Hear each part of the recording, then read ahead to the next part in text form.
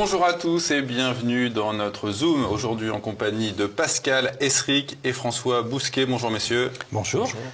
Pascal Esric, vous êtes le directeur de la rédaction du magazine Éléments. François Bousquet, vous en êtes le rédacteur en chef. Vous êtes également le directeur de la nouvelle librairie rue Médicis dans le 6e arrondissement de Paris. Vous participez tous les deux à des émissions diffusées sur TV Liberté, Orage de papier, le plus d'éléments cette année-là.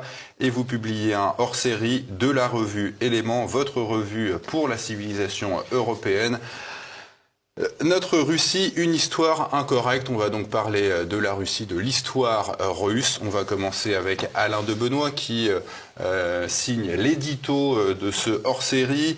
Il cite Zbigniew Brzezinski, politologue américain, conseiller du président Carter dans les années 70. Brzezinski disait ceci en 77 dans son ouvrage Le Grand Échiquier: l'Amérique doit absolument s'emparer de l'Ukraine parce que l'Ukraine est le pivot de la puissance russe en Europe. Une fois l'Ukraine séparée de la Russie ne sera plus une menace. Mais messieurs, plus de 30 ans après la chute du bloc soviétique, pourquoi l'administration américaine continue de voir la Russie comme une menace ?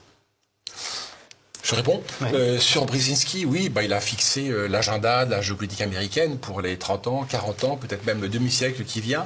On peut même dire à beaucoup d'égards qu'il la récapitule, puisque le grand échiquier ne sort pas de nulle part. Il a un antécédent, alors certes c'est sous le rideau de fer, certes c'est sous le communisme, le grand échiquier aussi, mais c'est 45, c'est Truman, le successeur de Roosevelt, qui met sur pied la doctrine dite Truman, qui est la politique de l'endiguement. Alors c'est un endiguement des communistes, mais en réalité on se rend compte rapidement que le communisme c'est la partie pour le tout. Ça n'est jamais qu'une partie de la Russie, de cet élément étranger, étrange à la psyché américaine qui est la Russie. Donc cette politique d'endiguement, en réalité, elle court sur 80 ans. Elle est aujourd'hui à l'ordre du jour en Ukraine, puisque si les Russes envahissent le voisin proche, puisque l'Ukraine c'est le voisin proche, et on peut même dire qu'une partie de l'Ukraine était russe avant Staline. Elle appartient à l'Empire russe depuis 2 siècles. Elle a été détachée au XXe siècle, une partie de l'Ukraine. Eh bien, les Russes ont été acculés à entrer en Ukraine parce qu'ils sont encerclés. On revient sur l'endiguement, la politique de Brzezinski, du grand échiquier, la politique étrangère américaine, du département d'État, c'est encercler la Russie, du nord jusqu'à l'Asie. C'était entourer l'Union soviétique, mais l'Union soviétique est morte. Donc pourquoi ne pas tenir compte de l'histoire ? Mais parce qu'on se rend compte qu'en réalité, le problème n'était pas le communisme. Le communisme n'est que le nom qu'a pris la Russie pendant un laps de temps assez court, c'est 70-80 ans. Il y a une russophobie qui lui est très antérieure, et il y a une russophobie qui lui est postérieure. Alors on peut s'attarder sur cette notion de russophobie puisqu'elle structure l'imaginaire occidental. En réalité, elle ne relève pas de la Russie. C'est l'Occident. Il y a un livre remarquable d'un historien d'origine russe, Martin Malia, mais américain, ou Martin Malia, peu importe, sur l'origine de cette russophobie. Elle est très étrange. Au départ, c'était une russophilie. Quand on découvre vraiment la Russie, en Europe, c'est au XVIIIe siècle. Au début du XVIIIe siècle, ce sont les Lumières qui découvrent la Russie. Il se trouve qu'il y a deux tsars qui fascinent les Européens de l'Ouest et l'Europe de l'Ouest. C'est d'abord Pierre le Grand, qui va être le grand modernisateur, l'homme qui a construit Saint-Pétersbourg. Mais surtout, plus encore, pour nous Français, c'est Catherine II, la grande Catherine, qui va fasciner les frères Grimm, qui va fasciner Diderot. Diderot est fasciné par elle, comme Voltaire était fasciné par Frédéric II. Lui est fasciné par la grande Catherine. Donc il y a d'abord, dans un premier temps, dans l'Occident européen, français, mais pas seulement, une fascination pour la Russie. Mais dès lors que la grande Catherine s'oppose à la Révolution française, se met en place un imaginaire occidental sur la Russie, où on se construit, nous, Européens de l'Ouest, Américains désormais, tout contre elle, et se met en place cette mécanique de destruction. Cette russophobie, justement, François Bousquet, elle se retrouve dans ce que dit Alain de Benoît après dans le hors-série. Il dit ceci: un nouveau rideau de fer s'est mis en place à l'initiative des Occidentaux cette fois. Mais c'est quoi alors l'objectif de ce mur ? C'est l'objectif de la politique américaine. Alors là, c'est un autre débat. Parce que on pourrait faire un hors-série sur les États-Unis, sur la politique étrangère américaine. C'est peut-être l'hubris américaine, qui fait que l'Amérique exporte ses pathologies, exporte son puritanisme. On le voit à travers le phénomène du wokisme, du politiquement correct. L'Amérique exporte ses psychoses. J'ai rien contre l'Amérique. Moi, je trouve que l'Amérique centrale me fascine. J'adore la littérature américaine, mais Parlons des Américains. Ils reprennent nos déconstructeurs. Oui, alors, je parle de la littérature, de la grande littérature, des grands romanciers, des grands cinéastes. On peut en parler autant qu'on veut, mais le peuple américain est un peuple très attachant, mais le peuple intérieur, si je puis dire. Hein. Mais la politique, c'est le problème, c'est la politique extérieure, c'est l'exportation de ces pathologies, de cette hubris. Hein, qui, moi, je pense que le rideau de fer n'est jamais tombé. Ayant travaillé longtemps avec des Russes, avec des Serbes, avec des Slaves, en vérité, je me rends compte qu'il y a une hostilité. Prononcée de la part des pays dits de la liberté, c'est-à-dire principalement l'Angleterre et aujourd'hui les États-Unis, à l'encontre de la Russie. Aujourd'hui, si on regarde ce qui se passe depuis le mois de février 2022, les 2 minutes de la haine de 1984 ne sont rien, c'est H24. Hein, il y a un déversement de bombes et bobards. Hein, comme on disait, comme le crapouillot et le canard enchaîné disaient en 14-18, les bombes et bobards qui vont l'un ne va pas sans l'autre. Hein. Les bobards accompagnent les bombes réciproquement. Je suis sidéré par l'espèce de vertige qui s'empare des élites occidentales, françaises désormais, puisque nous on n'est plus qu'une sous-préfecture de l'Empire du Bien, et la Russie n'est plus que l'Empire du Mal. C'est la thalassocratie anglo-saxonne contre la Russie de la Terre. Oui, mais comment se fait-il que nous, Européens, nous continentaux, nous Français, nous Allemands, nous Italiens, qui ne relevons pas précisément de l'Empire des Sept Mers, ce qui était l'Angleterre, ce qui est aujourd'hui l'Amérique, qui contrôle tous les fuseaux horaires, comment se fait-il que nous nous rallions à une politique qui n'est pas la nôtre, celle en effet de la mer contre la terre, contre l'inscription dans la terre. On dit souvent, enfin les Chinois disent qu'ils sont l'empire du milieu, mais le vrai empire du milieu, si on regarde vraiment une carte, si on regarde le Heartland, le cœur de la Terre, donc on parle de géopolitique, le cœur de la Terre, c'est la Russie. La Russie, c'est 9 à 10 fuseaux horaires, c'est plus d'un dixième des terres émergées. C'est pas la Chine. La Chine, si on prend une carte de l'Eurasie, la Chine est à l'extrémité est de l'Eurasie. Le centre, le cœur, c'est la Russie. Même s'il n'y a pas d'extrémité sur un globe. Oui, mais la carte Mercator fait que les constructeurs ont raison, à beaucoup d'égards. C'est qu'il y a vraiment un privilège blanc. La carte Mercator, c'est pas au centre du monde, c'est l'Europe. Si vous mettez à plat le monde, eh bien au centre, désormais c'est l'Amérique. Mais quand on commence à cartographier le monde, la carte dite Mercator, au centre c'est l'Europe. Et si on met au centre l'Europe, on se rend compte que si on se décale très légèrement, le Heartland, le cœur de la Terre, c'est la Russie. Donc il y a une obsession, américaine, moi qui me concerne, comme vous à TV Liberté, puisqu'elle est à rebours des intérêts européens. On en finira avec Alain de Benoît avec cette dernière question. Il inspire beaucoup ce hors-série. Il explique que la société qui se rapproche le plus de la société communiste idéale telle que Marx l'a décrit est la société américaine. Comment vous expliquez ce paradoxe? Le matérialisme, non? Oui, exact. J'imagine que bien évidemment, Alain de Benoît, et c'est une... Quand il écrit ce texte, parce que le hors-série reprend des textes parus à la fois dans Éléments et ses revues sœurs, parus au cours des 5 décennies, puisqu'on fête cette année les 50 ans d'Éléments, au cours des 5 dernières décennies.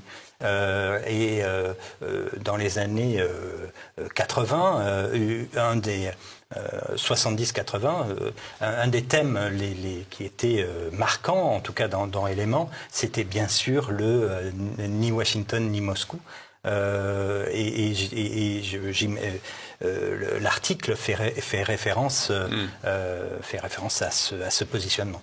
Et Julius Evola, qui est cité dans votre hors-série, disait ceci: les bolcheviks vouaient un culte à l'Amérique, terre promise du progrès et de l'industrie. Donc c'est vraiment, on voit ce qui se passe 70 ans après, les bolcheviks. Julius Evola est cité à plusieurs reprises et notamment dans un article que je trouve formidable pour expliquer la pensée d'Alexandre Douguine, un texte de Charles Castet qui est vraiment, à mon sens, le plus clair et limpide sur la pensée de Douguine. Douguine a quelquefois été un peu, desservi par ses traducteurs qui ont un petit peu empesé sa langue, et au contraire Charles Castet l'éclaircit, et à propos du bolchevisme, Douguine reprend une formule qui est assez typique de Douguine et de l'esprit russe actuel. Le bolchevisme est une voie de la main gauche. C'est un terme évolien qui veut dire que finalement une force antitraditionnelle peut faire advenir peut toucher au but d'un point de vue traditionnel. Je trouvais que c'était ce genre de paradoxe qu'utilise Dugin et qui est assez parlant. Ce qui peut faire le lien entre le le communisme et l'état d'esprit russe actuel. Tout à l'heure vous indiquiez, le fait que il n'y avait pas qu'il y avait aucune chez les Russes, il n'y avait pas de repentance. Eh bien, je crois que c'est ce genre d'événement. On va y venir à la repentance, qui est une notion totalement étrangère à Vladimir Poutine. François Dirksen signe un texte dans ce hors-série. Il nous dit ceci: l'avenir de la France et de l'Europe passe par la recherche d'une troisième voie, tout à fait, oui. Au capitalisme et au socialisme. Le modèle russe est-il cette troisième voie? Alors, c'était une controverse, ce texte de François Dirksen. On l'a publié dans le cadre d'une controverse avec Jean Mabir. On est dans les années 78. Jean Mabir, donc en plein cœur de la guerre froide. Jean Mabir a une position qui indique que l'avenir passe par la Russie. Et François Dirksen lui répond ceci, en réalité, que c'est une troisième voie. Et donc là, on est au cœur des années 70, d'une controverse idéologique, finalement, entre les tenants. Je rappelle que le mur de Berlin est toujours là. Je veux dire, 78, vraiment, c'est une date assez importante. Et donc, au plein cœur, cette controverse idéologique naît à ce moment-là. Et François Dirksen, effectivement, indique qu'il y a, rappelle en fait le ni Washington ni Moscou. Voilà. Il y a une double question, parce qu'à l'époque il y a une troisième voie, ni Trust ni Soviet, ni Washington ni Moscou. Sauf qu'aujourd'hui Moscou s'est effondré, en tout cas le communisme. Et peut-être en effet la Russie peut s'offrir désormais comme une autre troisième voie. C'est possible, probablement, peut-être même. La voie de l'illibéralisme. Alors, avant de vous répondre, je pense que c'est le sujet central, mais pas que pour la Russie. C'est pour la Chine, la Hongrie, pour tous les pays du monde, sauf les pays d'Europe de l'Ouest.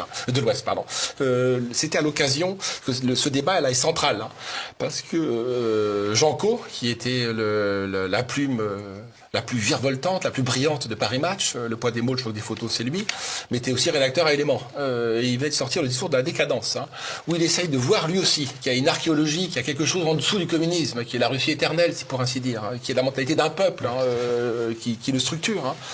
Et donc c'est un des premiers à voir, alors qu'on est à droite, Jean Co, il n'est pas à gauche, je veux dire, même s'il vient du monde ouvrier, même s'il a été secrétaire de Sartre, il a fait son coming out, il est devenu tout à fait autre chose. La droite était quand même par réflexe, c'est le mien, avait un réflexe, lectrice de Solzhenitsyn, de tous les grands dissidents, avait une hostilité prononcée pour le communisme. Et cette hostilité, elle avait tendance à l'élargir à l'univers slave et à l'univers russe. Jean Claude dit attention. Attention, c'est que comme De Gaulle aurait été, exactement comme De Gaulle, sous le communisme perce l'âme éternelle de la Russie. En réponse à votre question sur le libéralisme, moi je pense, ou de la repentance, la Russie ne se repent pas, mais la Chine non plus, le monde arabe, personne ne se repent. Il n'y a qu'une seule civilisation au monde qui se repent.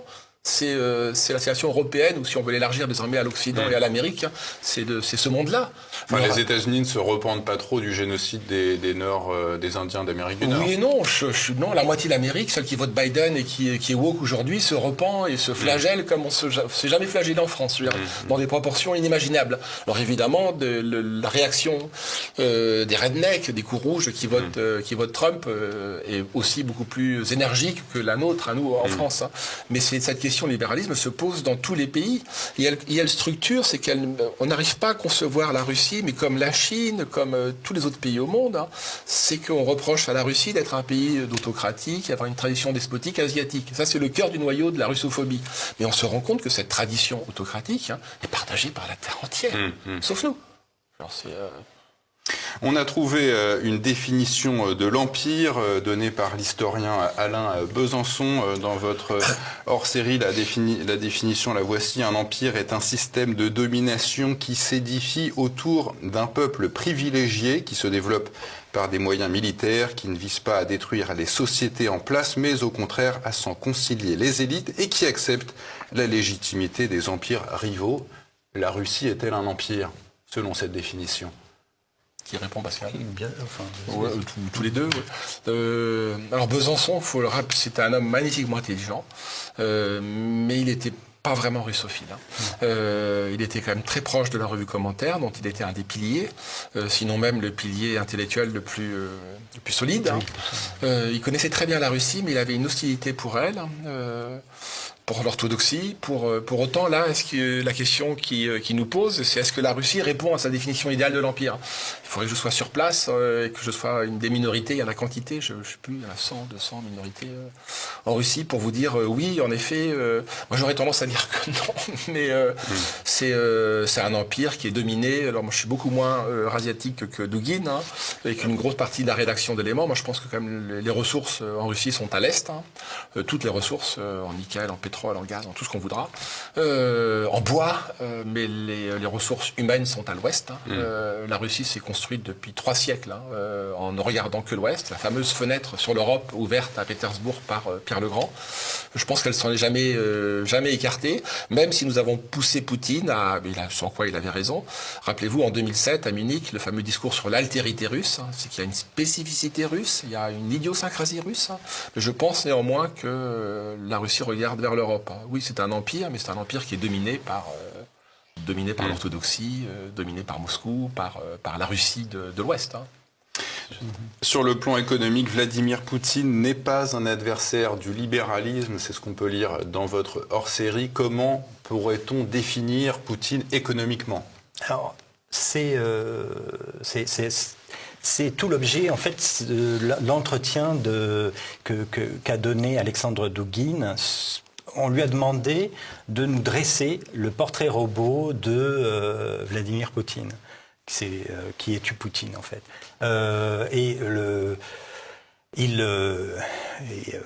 Alexandre Douguine trace le portrait.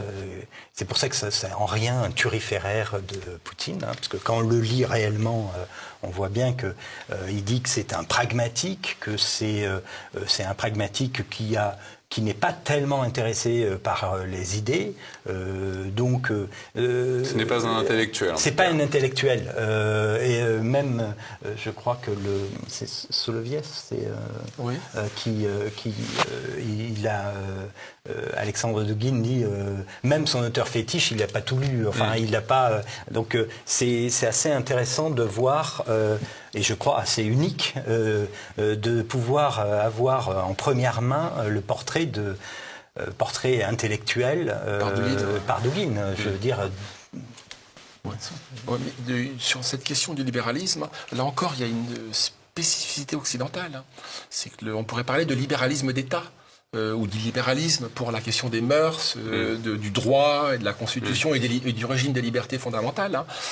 Mais sur la question du libéralisme économique, c'est un libéralisme d'État, piloté, de manière verticale, hein, planifié, comme en Chine, hein, comme au Brésil, comme dans tous les pays du monde, comme aux États-Unis pour le coup, parce que là il y a une intégration du système militaro-industriel dans l'appareil d'État, avec le fameux État profond, mais il y a une anomalie européenne là pour le coup, il y a une anomalie de l'Union européenne. Hein. C'est un libéralisme. L'Union européenne est-elle libérale? Est-elle libérale ou alors est-elle, c'est le mot de la Grande Catherine sur les Ottomans. C'est une armée d'administrateurs dévorant ses administrés. C'est un petit peu ce qui nous arrive à nous. Mais on peut se dire que la Russie est libérale, c'est un contresens. Hein. Elle n'est pas libérale. Hein. C'est la verticale du pouvoir avec un fond d'horizontalité, d'égalité. On n'en parle peut-être pas, mais il y a la dimension des auteurs russes est centrale. Il y a une fraternité dans les grands auteurs russes hein, qu'on retrouve dans la population russe. Donc il y a ce mélange de verticalité, d'horizontalité. Donc le concept de libéralisme, je pense, ça s'applique assez peu à la Russie. Pour autant, il y a de la libre entreprise, hein, mais avec un cahier des charges, un agenda, une feuille de route hein, qui est fixée par l'État. On a vu le président turc Recep Tayyip Erdogan être réélu à la tête de l'État turc. On a vu également Vladimir Poutine se rapprocher de la Turquie. Récemment, la Turquie notamment est membre de l'OTAN. Qu'est-ce qu'on peut penser de ce rapprochement décidé par Poutine de la Turquie? Alors là, pour le coup, autant Dugin a souvent été présenté d'une manière absolument caricaturale comme le cerveau de Poutine, etc. Le Rasputin de Poutine, ce qui n'est absolument pas le cas.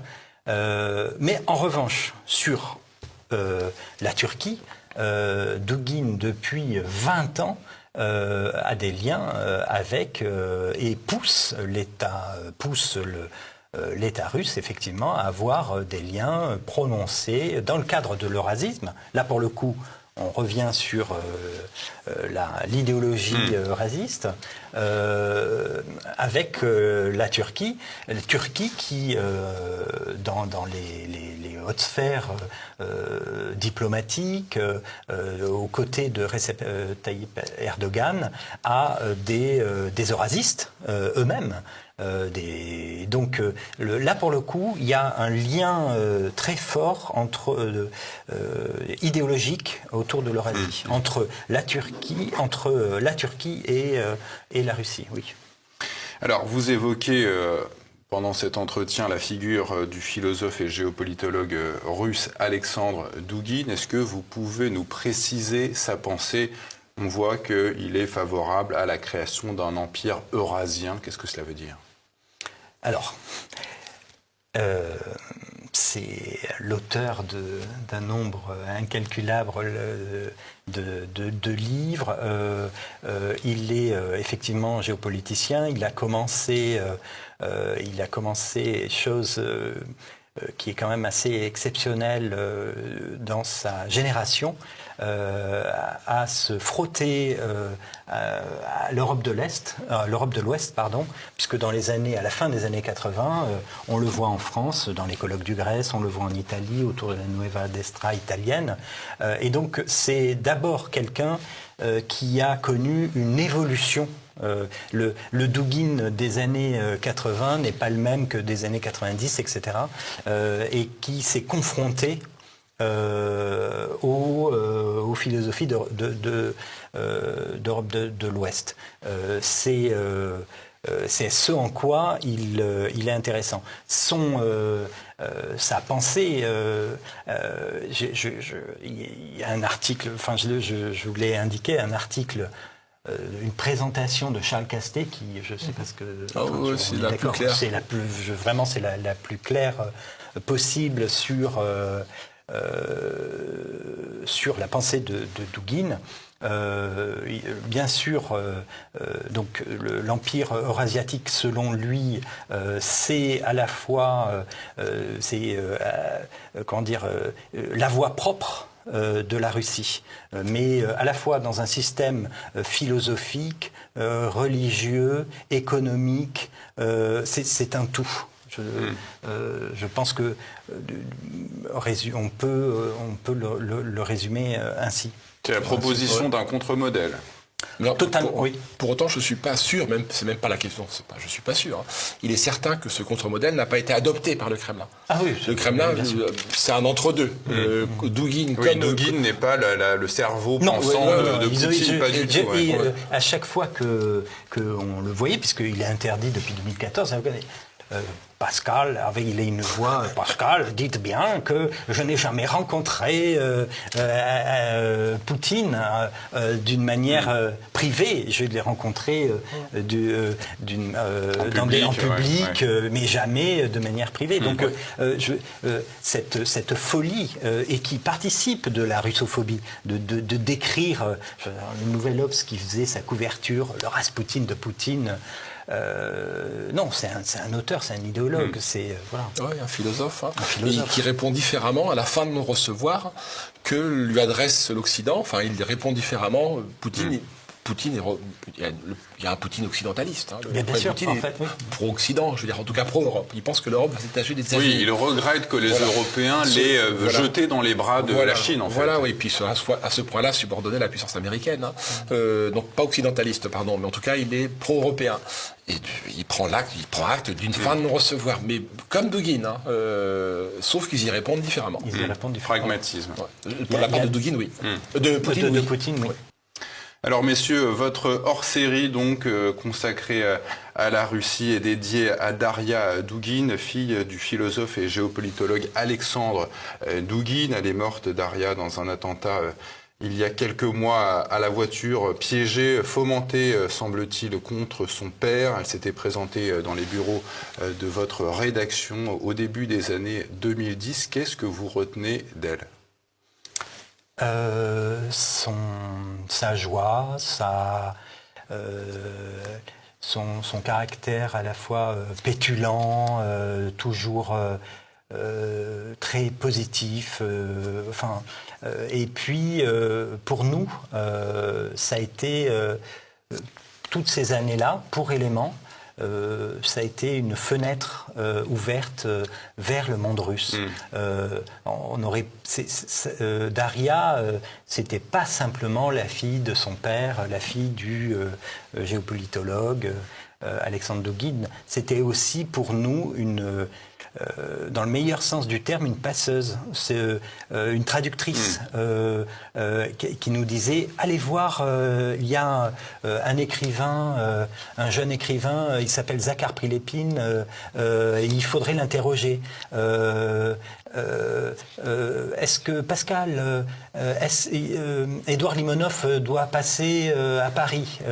Il faudrait que vous soyez là. Vous voyez. Et cette ouverture vers le monde russe, aujourd'hui, n'est plus. C'est une perte immense. Pour nous, c'est une perte immense. Il y a les livres de Alexandre Dugin, mais c'est pas la même génération. Daria, elle est venue à la rédaction d'Éléments, on la connaît depuis, elle était très jeune, et donc elle nous a suivis pendant toutes ces années-là. François, elle a été étudiante en France. Elle a été étudiante à Bordeaux. En France, on l'a vu surtout. C'était quoi la pensée? Elle est morte jeune, Daria. C'était quoi sa pensée propre? C'était un profil intellectuel, on peut en parler. C'était la fille de son père à beaucoup d'égards, là, pour le coup. C'était une philosophe authentique, hein, avec comme son père, avec une vision pagano cosmique. Hein, mais évidemment, l'orthodoxie est un passage obligé pour la Russie, puisque c'est au cœur de l'identité. Vous évoquiez Pascal, hein, parler de Prilepine, hein. On se rend compte que tous les grands auteurs russes, là en l'occurrence c'était Dugin et c'est Daria qui a été fauché, Prilepine vient d'être victime d'un attentat à la voiture piégée, lui aussi, lui s'en sort, mais apparemment avec des séquelles très très lourdes, c'est Pascal qui est en relation avec lui. Et tout Prilepine, écrivain russe, très connu en Russie, ses ouvrages se vendent à 1,5 million d'exemplaires. C'est le très connu en France, jusqu'à il n'y a pas très longtemps. Semble-t-il l'écrivain préféré de Poutine. Oui, mais en France aussi. Non, mais en France aussi, je veux dire, il était édité chez Actes Sud. Il a eu un nombre incalculable de prix. Jusqu'en 2016, il faisait la couverture de Libération, du Nouvel Obs, etc. Donc, voilà. Prilepine, c'est devenu, aujourd'hui, effectivement, quelqu'un d'important dans le sens où il a derrière lui toute une génération d'écrivains. Et c'est dans leur série, parce que c'est le chef de file en réalité d'une école littéraire. Personnage polymorphe, militaire ayant combattu en Tchétchénie entre 96 et 99, ancien des forces spéciales, membre du Parti national bolchevique, un touche-à-tout. En tout cas, merci messieurs. Le hors-série d'Éléments consacré à la Russie, notre Russie, une histoire incorrecte, à retrouver sur le site du magazine Éléments et dans tous les bons kiosques de France. Merci à vous deux, messieurs. Merci.